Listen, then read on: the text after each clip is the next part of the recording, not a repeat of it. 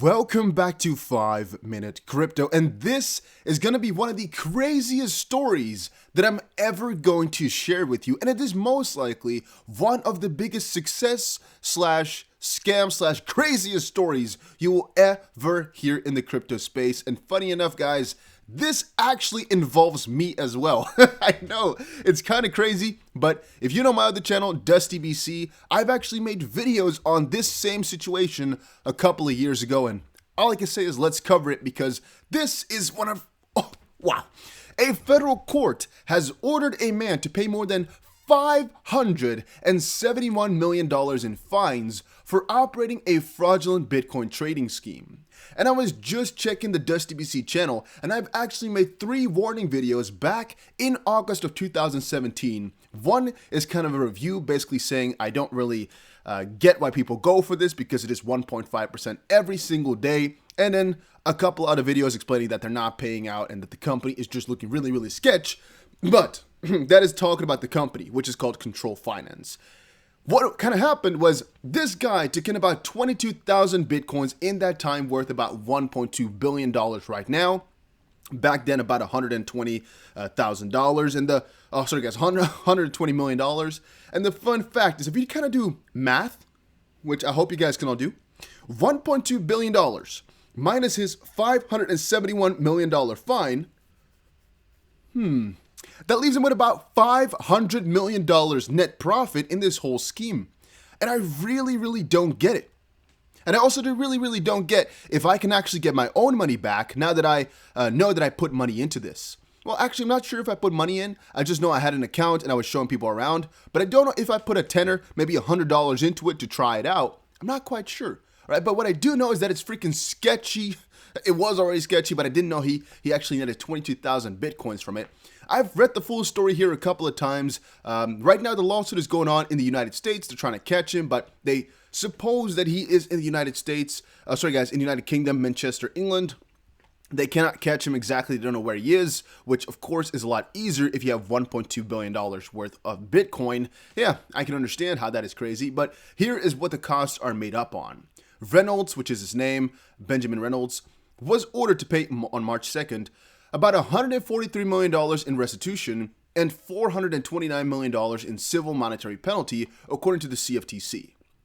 So I don't know, once more, if you guys can do math, 22.2 thousand Bitcoins, and that is all he has to pay? This seems like one of the biggest success stories ever in crypto. He just made $500,000 by scamming a lot of people, yeah, but they get their initial deposit back, and he has to pay a lot of fines, but he made a lot of money in the process. And that is all because, well, he kept it if he was a hodler at least. If he sold it all instantly for US dollars or for euros or for pounds, whatever, he is screwed to the bone because he's gonna be in debt for a very long time. However, if he's just using his Bitcoins to pay for his day-to-day travels, then oh my days, is this guy a rich man now? And did this guy have a freaking awesome story to tell his friends, I guess? Once more, I'm not saying all this stuff was good, but it's a really crazy story.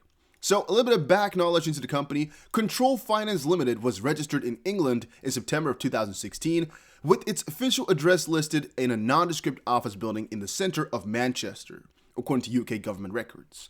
Reynolds was born in 1983, was listed as the company's sole director, and under Reynolds, Control Finance solicited Bitcoin from customers who thought they were investing in the crypto, according to CFTC complaint.